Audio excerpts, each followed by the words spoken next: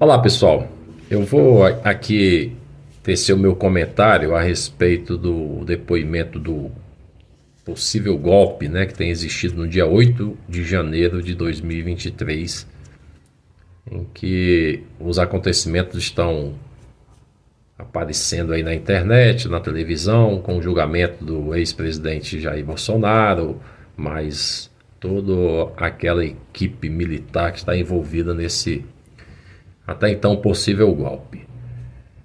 Então, hoje eu conversando com um colega, ele me perguntou o que é a verdade. Aí eu quero aproveitar aqui que nós estamos com esses vídeos que fazemos aqui de forma esporádica. Na verdade era para ser mais presencial, né? Tipo todas as segundas, quartas e sextas. Mas aí a correria não está me deixando fazer isso. Então nós vamos aqui tentar inverter o sentido e entender como que passa a cabeça do juiz, como que passa a cabeça do réu e como que passa a cabeça daqueles que estão acompanhando e tirando suas conclusões. E aí eu queria apontar aqui como que eu enxergo a verdade. Baseado em alguns episódios das Escrituras, porque eu escrevi um livro, o Evangelho segundo a Matemática, então eu utilizo muito da matemática e da Bíblia para a gente tirar algumas conclusões e inverter alguns sentidos. E sobre o que a gente vê no cotidiano. Então, vamos aqui tentar entender como que eu enxergo a questão da verdade. O que é a verdade? Teve um episódio que aconteceu na Bíblia com Jesus, em que ele foi levado até Pilatos. E Pilatos perguntou para Jesus o que é a verdade. E naquela oportunidade nós vimos que Jesus ficou calado, ele não respondeu o que era a verdade.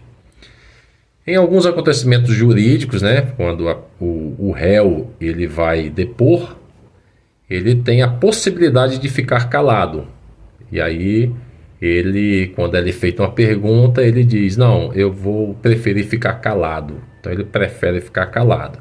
Note que Jesus ficou calado e o réu aqui também ele tem a oportunidade de ficar calado.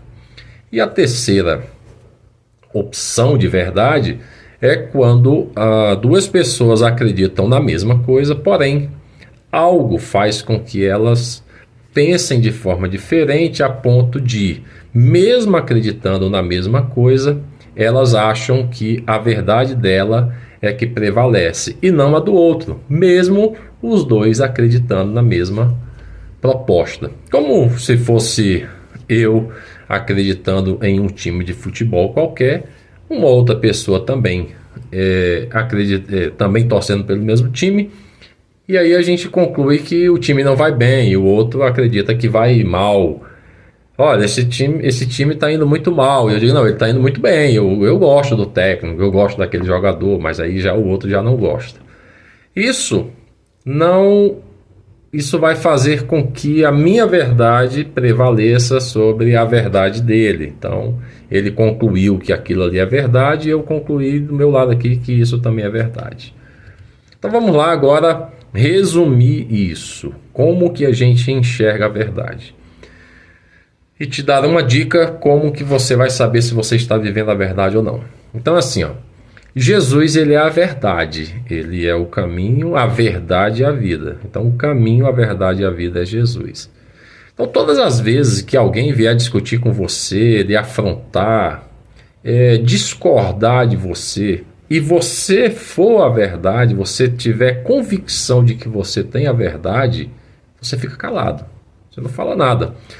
Porque a pessoa que está te perguntando isso, ela sabe que você é a verdade. Ela está querendo só te afrontar.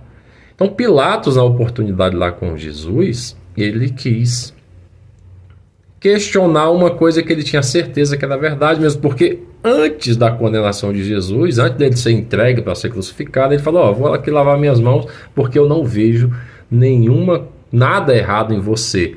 Então ele perguntou o que era a verdade, mas ele, Pilatos, ele sabia que Jesus era a verdade.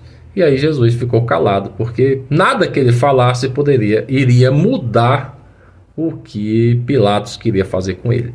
Tá? Então, não vai ser você manifestando a verdade que você vai mudar a cabeça do outro. Fica calado, deixa a coisa acontecer e tenha convicção da verdade. A segunda opção, que é quando a pessoa opta por ficar calada, a gente já pode concluir que ele sabe da verdade, mas ele não quer falar, porque a verdade vai comprometer o que ele vai dizer.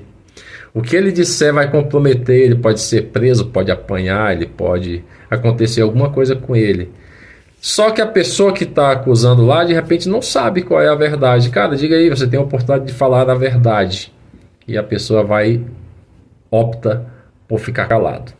Eu já passei por uma situação parecida quando eu recebi um julgamento aqui pela Polícia Federal e o delegado me falou: olha, você não está contribuindo, falou para outra delegada, você não está contribuindo com as nossas perguntas.